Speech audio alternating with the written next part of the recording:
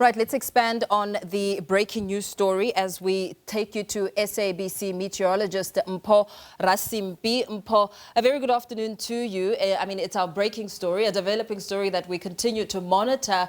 The impact of the red level 10 warning cannot be understated. What does it mean? We're hearing so many warnings. The Sandparks has issued warnings for the Kruger National Park guests to ensure that they too are heeding the warnings.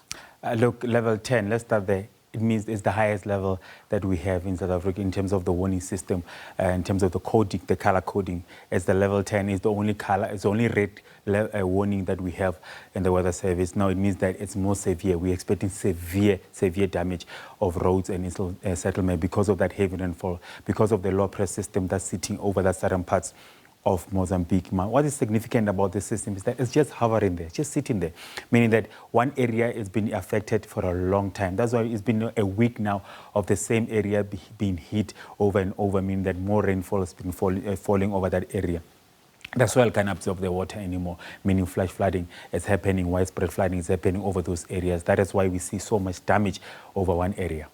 In terms of the many areas, how widespread is it? We have SABC News reporter Katleho Nyoni crisscrossing Limpopo and Mpumalanga trying to get a sense of the impact. Look, we're looking at the Limpopo Valley and the lowveld of Mpumalanga. Basically, the whole eastern part of Limpopo and Mpumalanga, that's where it's been hit. That's where this heavy rainfall we've been seeing over those areas.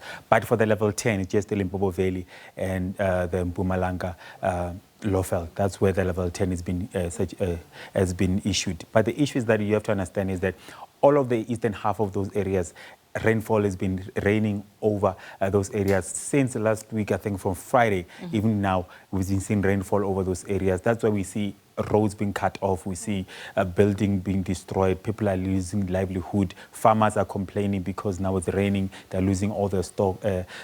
So it's just havoc over those areas. And with all the issues at play and the nature of the impact of this warning, of course, safety is a massive priority. What is your advice as residents who may be traveling, community members who may be thinking perhaps chancing it across a flooded bridge may not be such a bad thing at all? Well, the main thing is that we always emphasize this: do not cross any roads that can be flooded or any soil streams, whatever, no matter where you want to go or how desperate you are to go to that area, just don't cross any flooded area. The best you can do right now is just to remain indoors and actually hope that this thing will pass. And we're expecting it to actually, from Monday, starting Sunday towards Monday, we're starting to see a little bit of a clearing, over those areas. So we're hoping the system can just move away and we can start restoring those areas.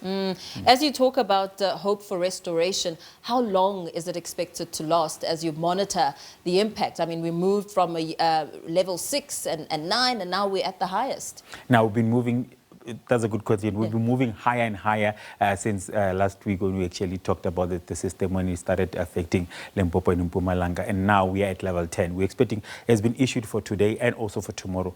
Look, from the system, from the way we're seeing it, it's starting to a little bit clear, just a little bit from Saturday. Hopefully on Sunday, we'll start to see a bit of clearing over those areas, but we're still expecting rainy conditions from Monday and Tuesday. That's when I'm hoping, as I look at the system, I'm hoping that we'll start to see a little bit of clearing, only isolated showers from those days. But for now, from today and tomorrow, level 10, meaning that we're still high alert over those areas.